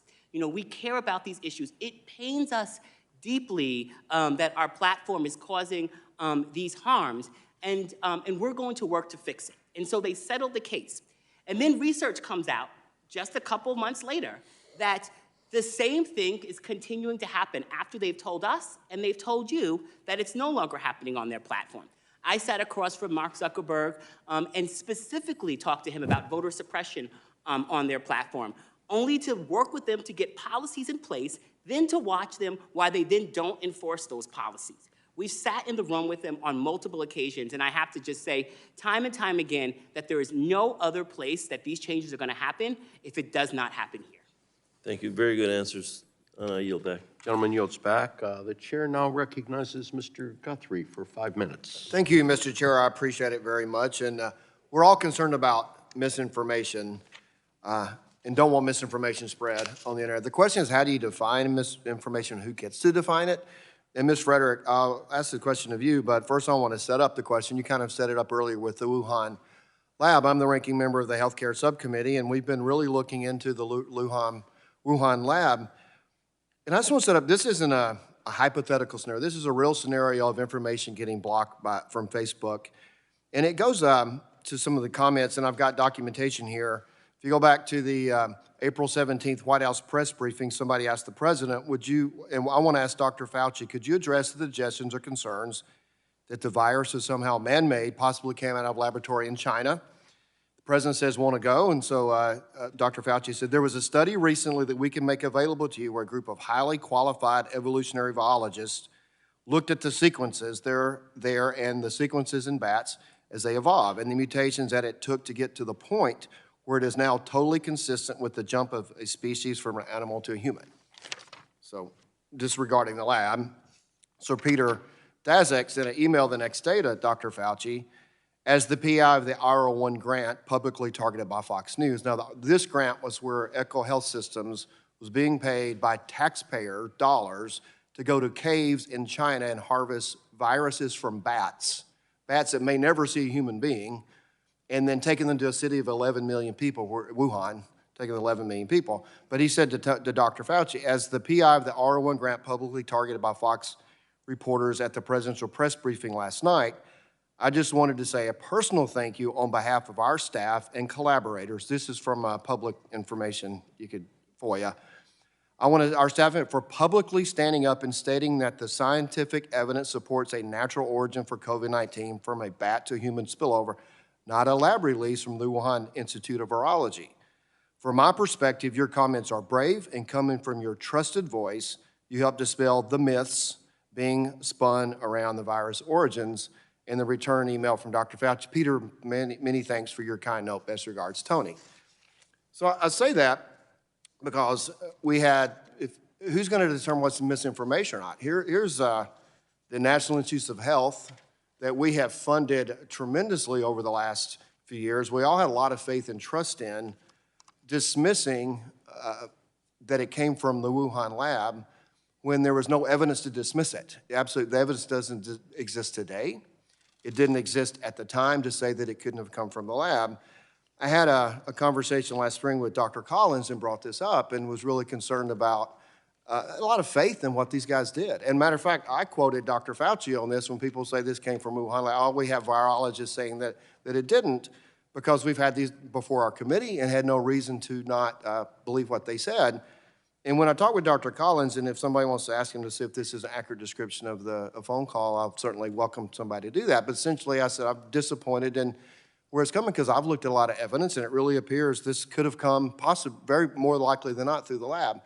And he goes, well, it did originate in nature, so it's not man-made, it originated in nature.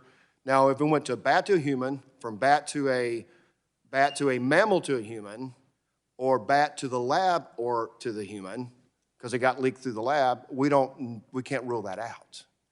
So we're talking about that people will be calling myths, talking conspiracies, whatever, and the whole time, they never could rule it out. And the reason it's relevant to this hearing is because Facebook took down, and I got to hear, any comments that it came from the Wuhan lab, man-made in the Wuhan lab. And on May 26, I need to look at the dates I talked to Dr. Collins, it's pretty close. In light of the ongoing, Facebook posted, in the light of the ongoing investigation to the origin of COVID-19, and in consultation with public health experts, we will no longer remove the claim that COVID-19 is man-made or manufactured. So my point is, we've got the top scientists at NIH, people that a lot of us had faith in and quoted, and now that regret that I quoted them to constituents who brought these things to my attention. And now we know that what they were saying, if you look at sparse the words, they might be saying the truth, but it wasn't accurate in terms of could it have somehow, the Wuhan lab was involved in moving forward. Now the preponderance evidence that it is. So Ms. Frederick, the question I have is, how did the social media platforms fail in this? And then who do we look to for expertise if we're gonna try to, well, I've used all my time, so you won't be able to answer, but how are we going to define what misinformation is and who gets to define that? Those are the questions we're going to have to address as we move forward, and I yield back. Thank you. Was there a question there? Gentleman yields back. Chair now recognizes Ms. Clark for 5 minutes. Good morning, and let me start by thanking Chairman Dole and Chairman Pallone for calling this very important hearing. I'd also like to thank all of our witnesses for joining us today to discuss accountability in tech, examining the harm done by the current governing rules governing the internet, and exploring targeted reforms to ensure that the rules and regulations which initially created the conditions necessary for internet use to flourish and to grow are not outdated in the face of the technological advances made this century. Under the leadership of Chairman Pallone and Doyle, this committee has worked for years to better understand and limit the spread of harmful content on social media platforms, and now is the time for action. As many social media platforms have moved away from chronological ranking to a more targeted user experience, the use of algorithmic amplification has become increasingly widespread while remaining opaque to users and policymakers alike. This use of algorithmic amplification has far too often resulted in discriminatory outcomes and the promotion of harmful content. The lack of transparency into how algorithms are used, coupled with big tech's increasing dominance in the world of online advertising and commerce, have seemingly incentivized business models that rely on discriminatory practices and the promotion of harmful content. My first question is for Mr. Robinson. You touched on this a bit in your written testimony, but could you expound on how this combination of a lack of transparency in an industry dominated by a few major players has been detrimental to communities of color, and how my legislation, the Civil Rights Modernization Act, would help? Absolutely.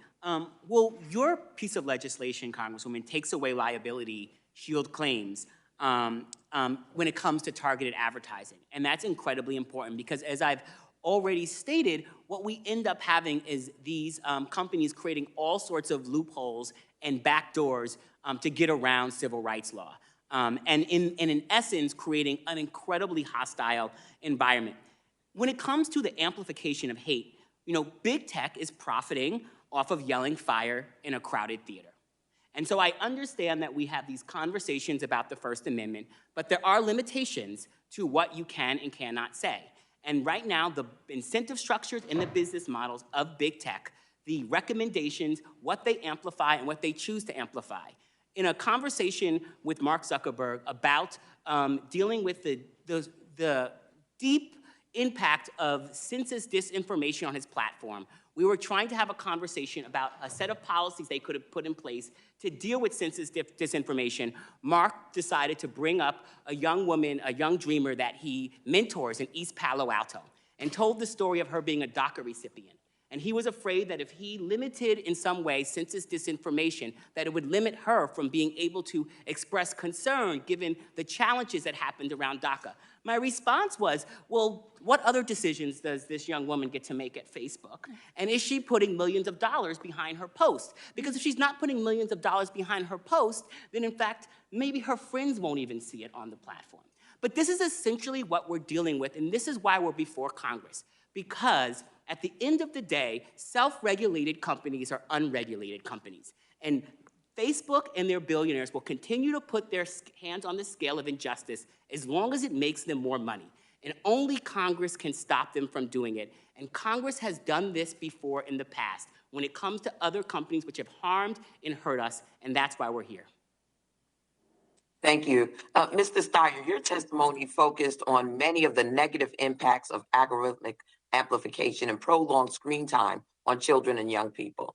This is something I'm very concerned about, particularly because we cannot yet fully understand the long-term impact as the children of today grow into leaders of tomorrow. Can you please explain for the committee how companies use Section 230 protections to continue these dangerous practices? Sure, and I think that Ms. Haugen has actually also referenced that, Congresswoman Clark. And the truth is this, because of the fact, and we're using Facebook as an example, but don't forget there are other social media platforms that act similarly. Because they focus completely on engagement and attention, this is really an arms race for attention. What happens is kids are basically become addicted to the screen because of the design techniques. Actually, Congresswoman Schakowsky can have a hearing next week about it. But the bottom line is they are trying to, the business model encourages engagement and a constant attention. And that is very damaging to children because it means they spend more and more time in front of a screen. And that is not a healthy thing. So that is the fundamental business model that leads to the focus on attention and engagement that is damaging to children. Thank you very much for the question. Thank you, Mr. Chairman. I yield back. Gentlelady yields back. The chair now recognizes Mr. Kinzinger for 5 minutes. Well, thank you, Mr. Chairman, and thank you all for being here. This hearing is important and timely. I find the underlying subject is growing, tiring at the same time. We ask social media companies nicely to change their operations for the public good. We hold hearings. We warn of major legislative and regulatory changes, and nothing gives. They nibble around the edges from time to time, usually when major news stories break, but things continue to get worse over time and not better, which is why I've been working for years now to find reasonable and equitable policy solutions. In recent years, my approach has been to avoid amending Section 230 because I felt that we should be considering other options first. So I introduced 2 bills, Social Media Accountability and Account Verification Act and the Social Media Fraud Mitigation Act, both narrow in scope and don't amend 230. It would have had the FTC undertake a narrow rulemaking to require more action from social media companies to investigate complaints about deceptive accounts and fraudulent activity on their platform, and I believe they strike a good balance. They would have a positive impact on consumer protection without making drastic policy changes. But today, given the current state of affairs and the clear danger social media is posing to society, I'm more open to the amend Section 230 camp than I used to be. And just to drive home my initial point about how tiresome this has become, the blame can't be placed solely on social media companies.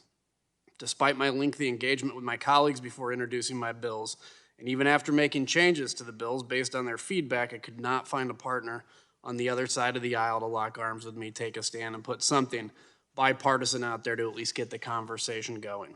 Honestly, there are ideas coming from both sides of the dais that are worthy of debating, but the devil's always in the details. But if we're not even trying to engage in a bipartisan process, we're never going to get a strong or lasting set of policy solutions.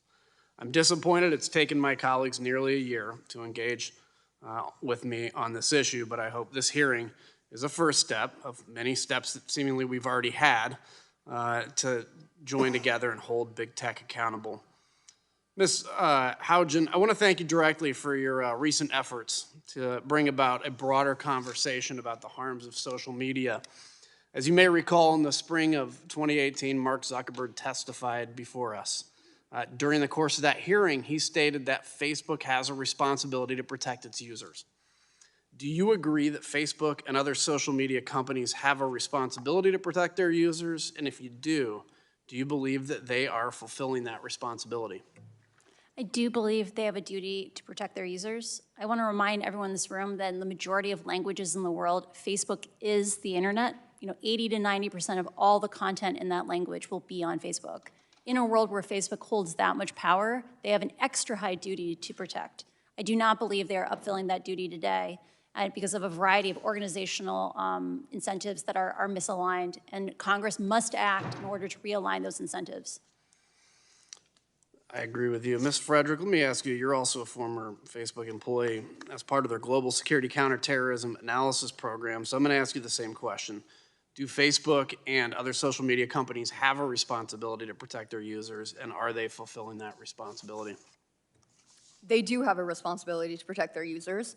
The days of only blaming the addict and letting the dealer get off scot-free are over. I think everybody recognizes this at that point. And I want to say in October of 2019, Mark Zuckerberg stood on the stage at Georgetown University and said Facebook was going to be the platform that stands up for freedom of expression. He has rankly abrogated those values, and the difference between what these companies say and what they actually do is now a yawning chasm. It's been reported and discussed today that algorithms employed by some of the biggest companies tend to lead users to content which reinforces their existing belief, or worse, to which causes anxiety, fear, and anger, all of which have been shown to lead to increase engagement from the user regardless of their damaging effects. So Ms. Frederick, given your background, can you describe the national security concerns with the ways in which social media companies design and employ those? And if we have time, Ms. Haugen, too. Yeah, I went to work for Facebook because I believed in the danger of foreign Islamic terrorism. I went to make sure that the platform was hostile to those bad actors, illegal actors, and I think I think we can imbue technology with our values. This is the whole concept behind privacy by design, and you need to let those programmers who actually code these algorithms, they need to be transparent about what they're doing and how they operate and how they impact users as well. I am extremely concerned about Facebook's role in things like counterterrorism or other counter-state actors that are weaponizing the platform. Facebook is chronically underinvested in those capacities, and if you knew the size of the counterterrorism team for the threat investigators, you'd be shocked. I'm pretty sure it's under 10 people. This should be something that is publicly listed because they need to be funding hundreds of people, not 10 people. Thank you, Mr. Chairman. Thank you to the witnesses, and thank you. I yield back. Gentleman yields back. Chair now recognizes Mr. McEachin for 5 minutes. Thank you, Mr. Chairman, and I want to say to my colleague and friend, Kinsinzer, forgive me for butchering your name, that I appreciate your comments about partisanship. I share them with the notion that if we're going to have something that's going to last, Congress from Congress, changes in parties and whatnot, we're going to need to have something that's bipartisan. And I invite you to take a look at the SAFE Act, which I think takes a unique and different approach to Section 230 liability. That being said, colleagues, I would ask all of you all to rethink or really understand the message we're sending when we talk about immunity. Because when we say immunity, what we're really saying is that we don't trust juries. Think about that. We don't trust a jury properly instructed to get it right. That's the only reason you'd have immunity, because you're afraid the jury's going to get it wrong. Remember, my colleagues, that juries are composed of the same people who send us to Congress. They're the people who trust us to make trillion-dollar judgments, to decide war and peace, to decide any number of things. If they're wise enough to do that, why are we so arrogant to believe that they're not wise enough, when properly impaneled, properly instructed by a jury, that they can't get it right? And so I want you to start thinking about immunity in that context as we go forward, if you would be so kind to do so. I'd like to direct my first question, Mr. Chairman, to the color of change, Ms. Robinson. And I note that you say that there are 3 ways that we know we're headed towards a real solution. And the first one jumps out at me and says that laws and regulations must be crystal clear. Now, when I came to Congress, I was just a small town lawyer trying to make good, and I don't know what an algorithm is from a rhythm and blues section, quite frankly. But I do know how to say that immunity is not available if you violate civil rights. Immunity is not available for any number of legal actions. That's the approach the Safe Tech Act takes. Do you see that as meeting your first criteria? Can you comment on how and if you believe the Safe Act will ultimately help with big tech's abuses? Absolutely, I do believe that it meets that mark. I believe that it meets the mark because the fact of the matter is that Facebook, Twitter, Google, Amazon, they've all come before you and have explained that they are not subject to civil rights law and that they can get around the laws on the books and create all sorts of harms through the choices that they're making. And right now, we need a set of laws that make it so that they are not immune. And your point around juries, and I would add regulators, I would add sort of the infrastructure that we have in this country to hold institutions accountable, gets thrown out the window when we're dealing with tech companies out in Silicon Valley because somehow they exist on a completely different plane and are allowed to have a completely different set of rules than everyone else. And the fact of the matter is freedom of speech is not freedom from the consequences of speech. This is not about throwing someone in jail. This is about ensuring that if you say things that are deeply liable, if you incite violence, if you incite hate, that you can be held accountable for that. And that if you are recommending folks to that and you are moving people through paid advertisement and your business model is amplifying that there is accountability baked into it. And I don't understand why we continue to let these platforms make billions of dollars off of violating things that we have worked hard in this country to move forward on. And that, I think, is why really understanding the difference between solutions that are real and solutions that are fake, and I think the SAFE Act gets us there as one of the pieces of legislation that we need to consider. Mr. Robinson, I would ask you, do you agree with me that just because the immunity is removed doesn't mean the plaintiffs are all of a sudden going to win every lawsuit? No, of course not. And I don't think anyone here believes that. But what it does mean is that we end up actually being in a place where there can be some level of accountability.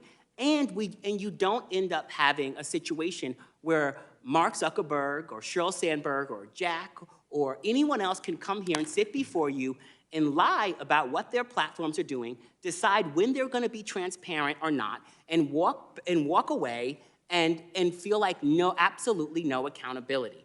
And this is not just impacting Black communities, this is impacting evangelical communities, this is impacting LGBTQ communities, this is impacting women, it's impacting people at the intersection of so many different experiences in life that we have allowed these companies to operate in ways that is completely outside of what our rules should look like. Thank you, Mr. Chairman. I thank you for your patience and allowing me to trespass on your time, and I yield back. Gentleman yields back. Chair now recognizes Mr. Bilirakis for 5 minutes. Thank you, Mr. Chairman. I appreciate it. I want to focus my questions on the Section 230, how it interacts with child exploitation online. In 2019, research from the National Center for Missing and Exploited Children reported that child pornography has grown to nearly 1 million detected events per month, exceeding the capabilities of law enforcement. That number increased to over 21 million in 2020 and is on track to grow again this year, unfortunately. Mrs. Frederick, if a tech company knows about a particular instance of child pornography on its platform, but decides to ignore it and permit its distribution, would Section 230 prevent the victim from suing the tech company? I would say that given Section 230's broad interpretations by the courts, companies have historically avoided liability for hosting similar content. Okay. As a follow-up, if a brick and mortar store knowingly distributes child pornography, can the victim sue that particular business, in your opinion? Yes, obviously. Thank you. I don't see any reason why we should be giving special immunities, Mr. Chairman, to online platforms that don't exist for other businesses when it comes to a business knowingly exploiting our children and facilitating child pornography.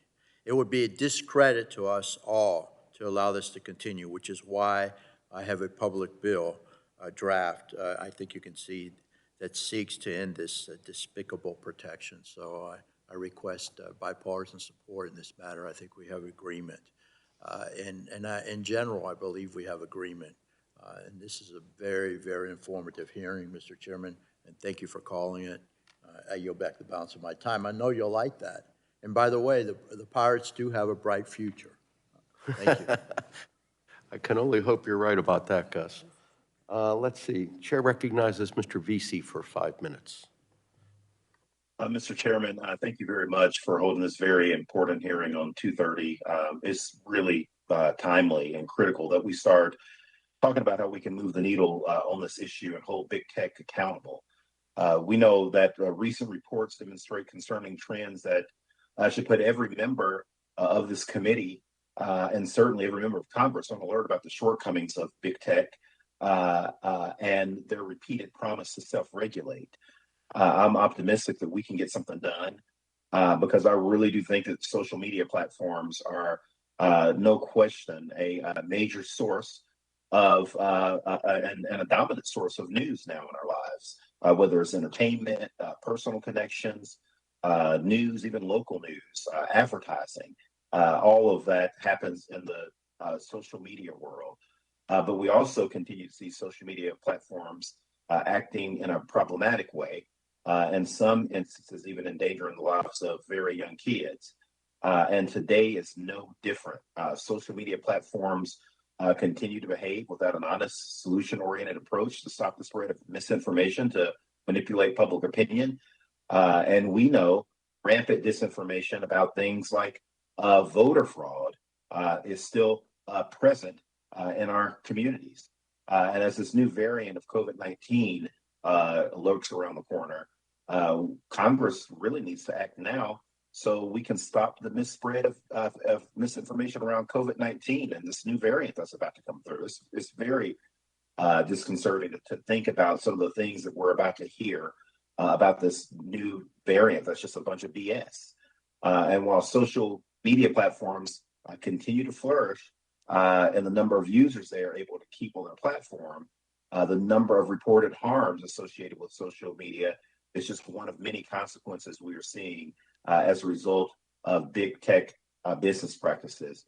For instance, the Anti-Defamation League says that about 41% of Americans experience some form of online harassment next year. So doing nothing is not an answer. We have to do something. And I think that we can do that. And I wanted to ask the panel a question.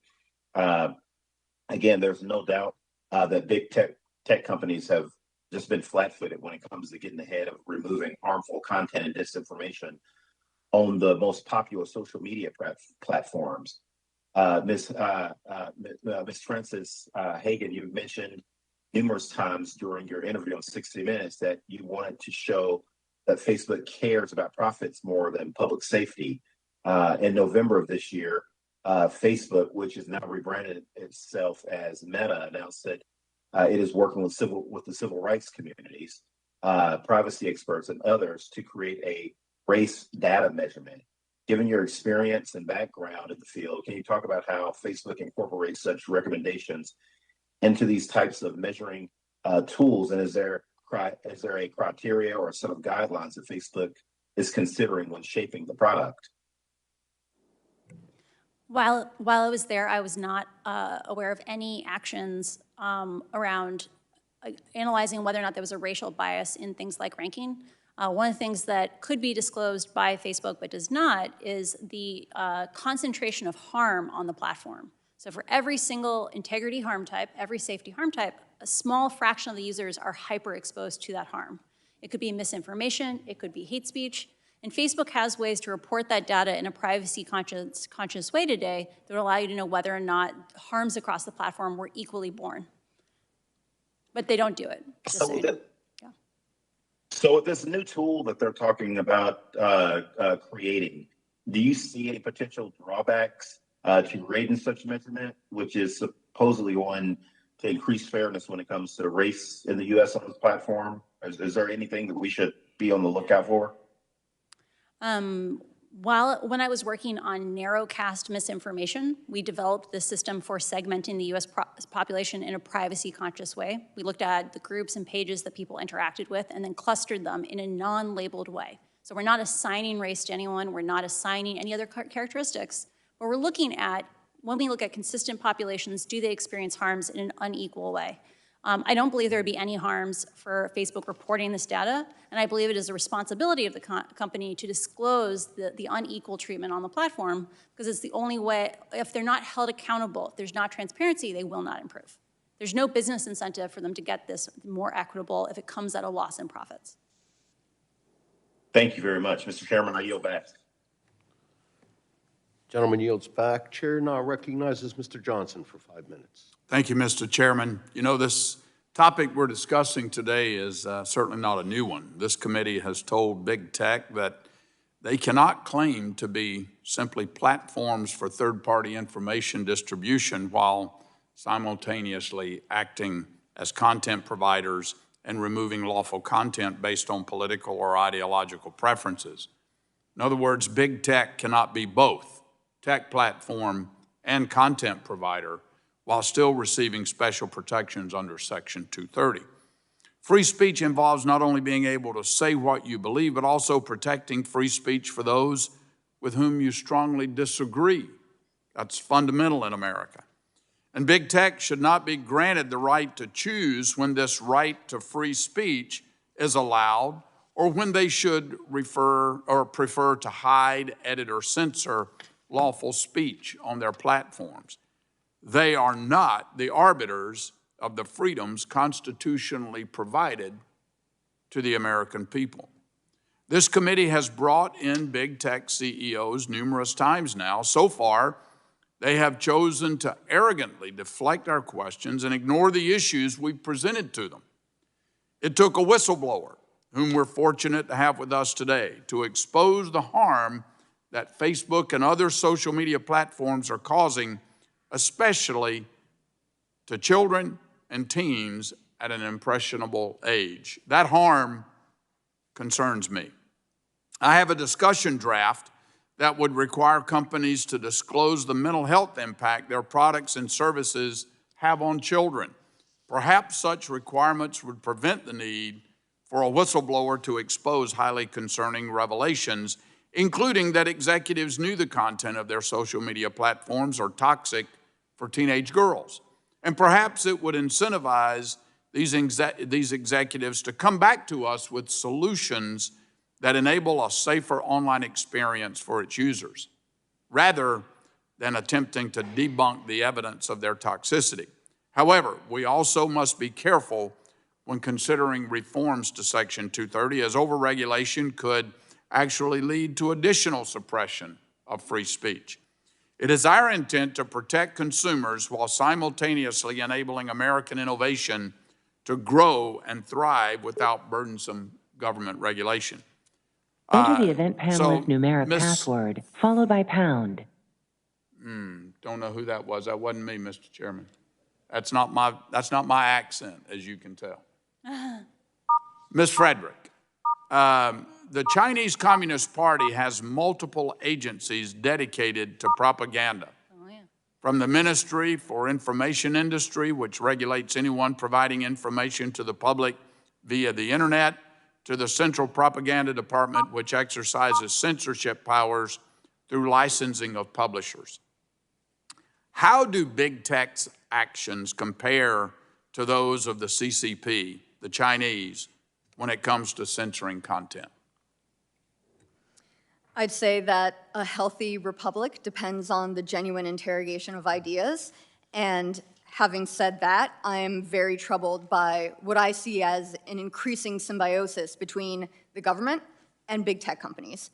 I talked about Saki's press conference, but what I didn't say is in that July press conference, again, from the White House podium, she said if one user is banned from one private company, they should be banned from all private companies' platforms. That to me is harrowing. What company is going to want to start up if 50% of their user base is automatically gone because the government says so?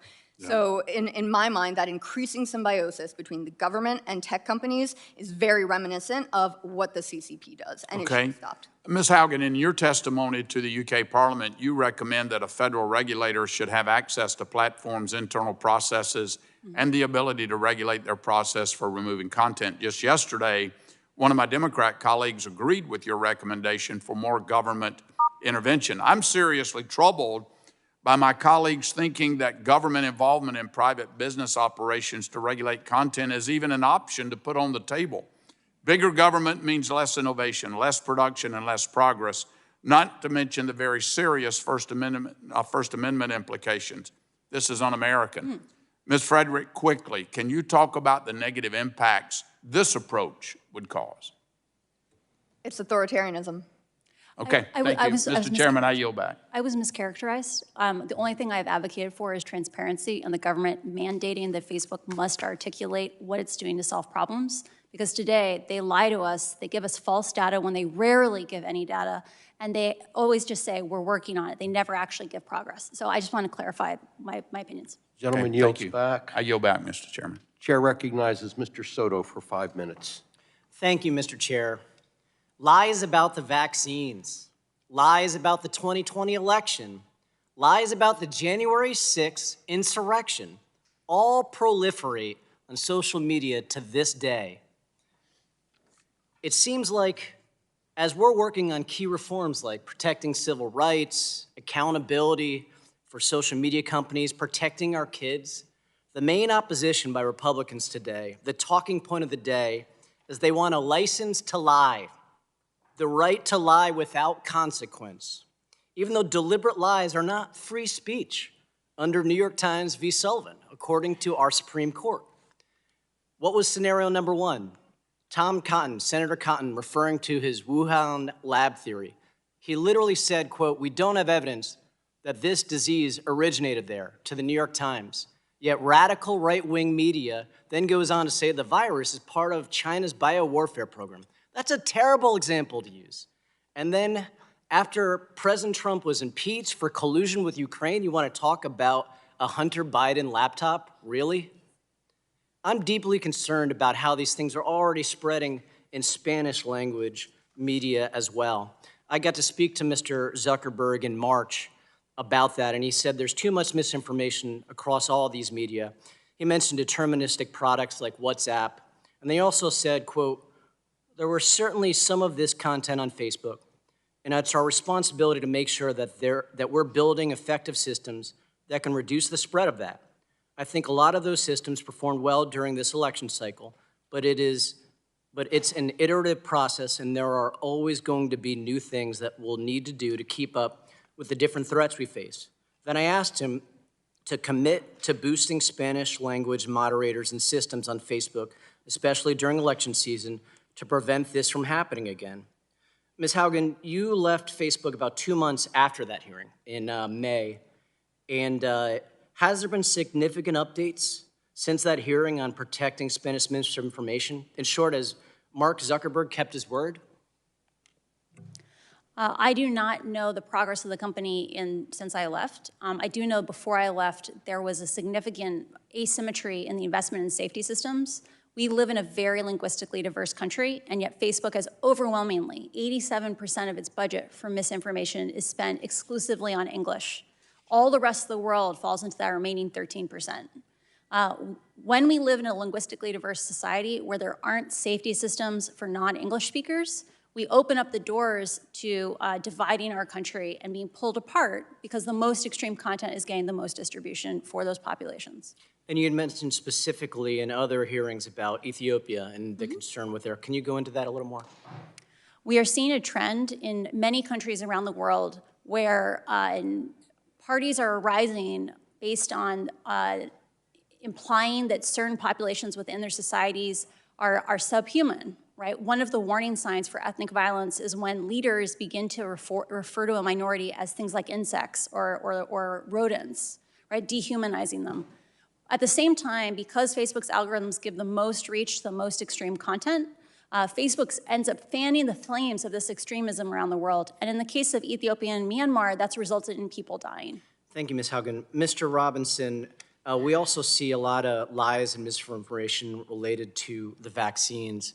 How has misinformation impacted communities of color taking the COVID-19 vaccine? Well, because of the ways in which Facebook is not transparent about their algorithms, transparent about how ads can be deployed, we actually don't have a full understanding of what we're dealing with. Because, we are dealing with, deep levels of deceptive and manipulative content,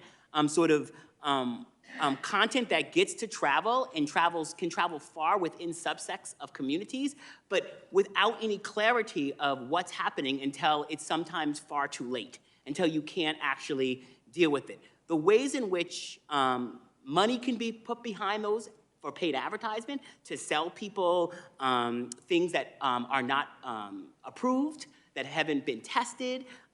In opening statements, we heard about drugs being sold online and being marketed through algorithms, and that's exactly what we're seeing when it comes to Black communities. And Mr. Robinson, sorry, my time's limited. Would you say misinformation reduces vaccination rates among communities of color with the COVID-19? It can both reduce vaccination rates and increase people going down rabbit holes of using all sorts of untested drugs. Thank you. My time's expired.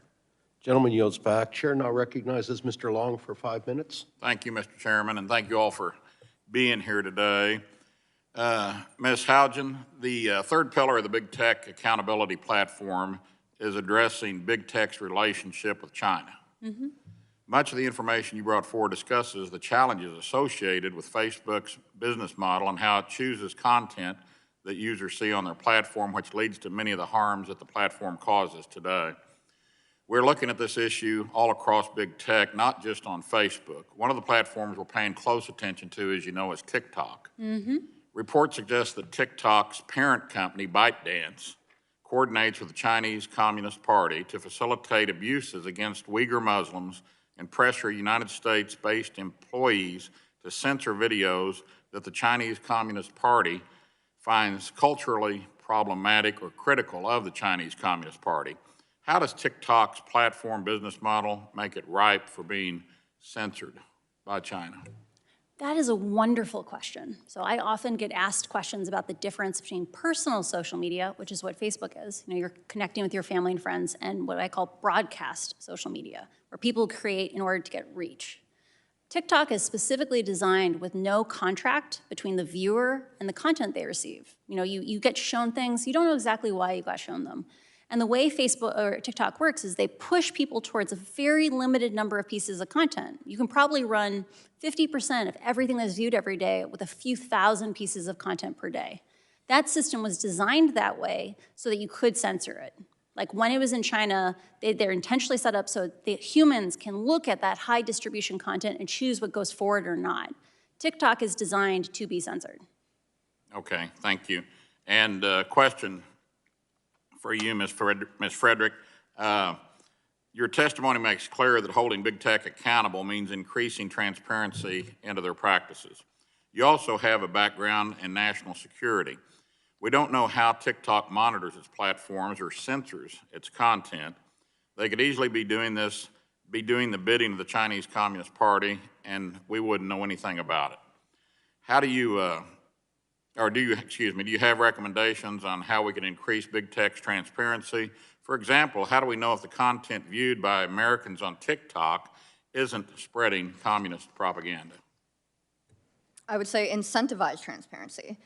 Certain companies of their own volition right now, they give quarterly reports on how they interact with law enforcement, how they employ their community standards, but other tech companies are not doing this. So there has to be some teeth when you incentivize that transparency among tech companies.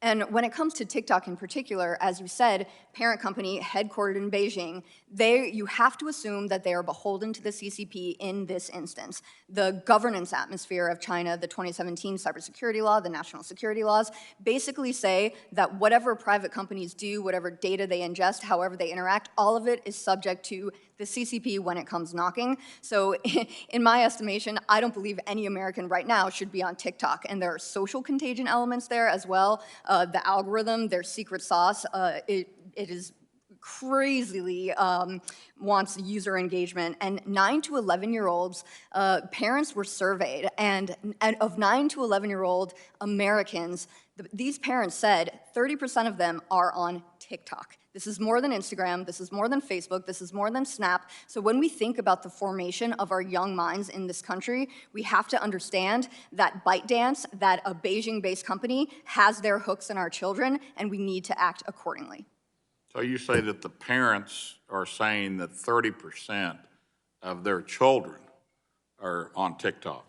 30% of parents say that their children are on TikTok.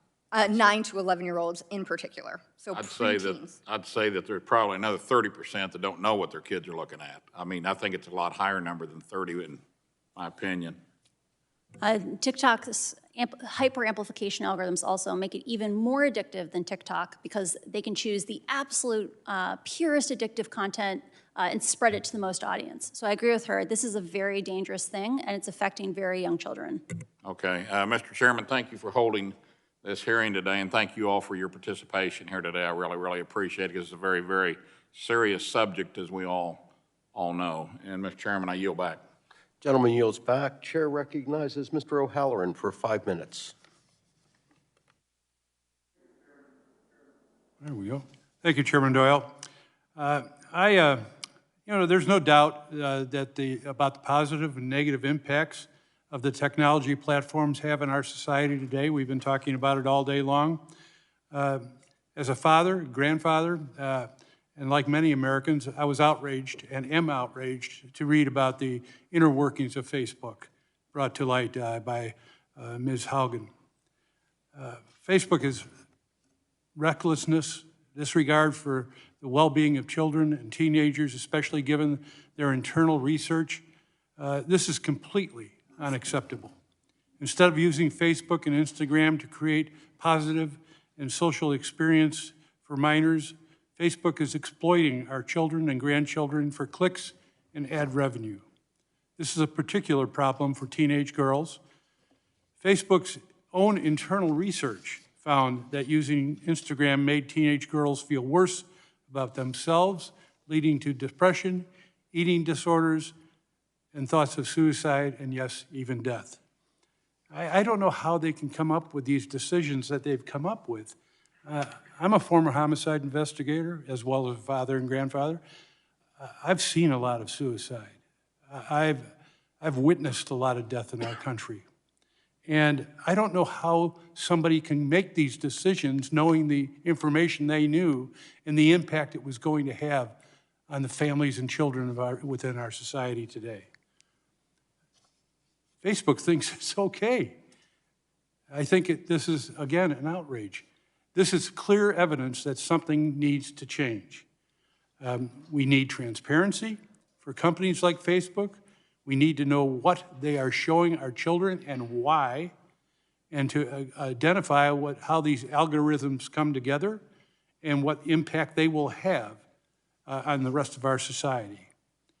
We can't have Facebook and their algorithms taking advantage of our children. Our children and families are more than just out there for corporate greed.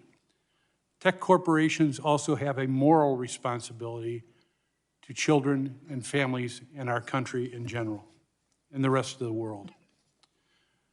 Ms. Haugen, can you tell us more about how Instagram uses demographics and a user's